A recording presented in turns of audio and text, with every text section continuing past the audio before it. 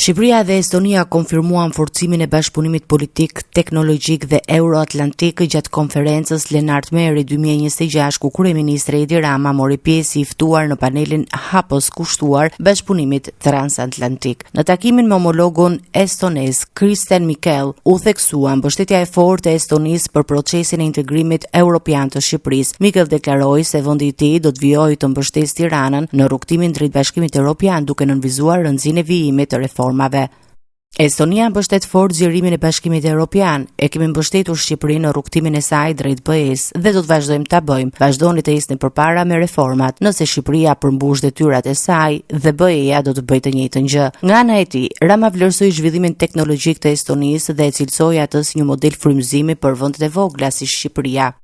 Dua thjesht t'u them qytetarëve estonez që kemi admirim të plot për ta, sepse në vend që të vazhdojnë të jetojnë në një muze, ata kanë vendosur të jetojnë në të ardhmen. Kjo e bën Estonin atë qytet që jeton në majtë të kodrës, sidomos për një vend si Shqipëria, sepse jemi të vegjël dhe kemi nevojë për një shembull të tillë. Me ju, jo vetëm që kërkojmë bashkëpunim, por kërkojmë atë udhërrëfyes estonez. Jam shumë mirënjohës kur më thatë se jeni gati të mirëprisni njerëzit tan, të mësojmë prej jush edhe nga ju. Jam shumë mirënjohës kur më thatë se jeni gati të mirëprisni njerëzit tan, të mësojmë prej jush dhe nga ajo që ju po bëni në sektorin arsimor, duke nisur nga fëmijët për t'i dhënë atyre instrument që ta çojnë vendin në një tjetër nivel. Rama u ndal edhe tek projektet e inteligjencës artificiale dhe transformimin digjital në Shqipëri, duke deklaruar se vendi synon të ndërtojë zhvillimin drejt vitit 2030 mbi inovacionin teknologjik dhe modernizimin e administratës. Ju përmendët ministren AI, jemi shumë të lumtur t'ju ja prezantojmë. Nga ana tjetër, me të drejtë përmendët që Estonia dhe Shqipëria janë shumë të bashkuara, jo vetëm nga NATO, por edhe nga refuzimi i palëkundur për të mos lënë fuqitë e huaja që të minojnë mënyrën tonë të jetesës. Të vazhdojmë duke nisur që në mbylljen e kapitullit të negociatave.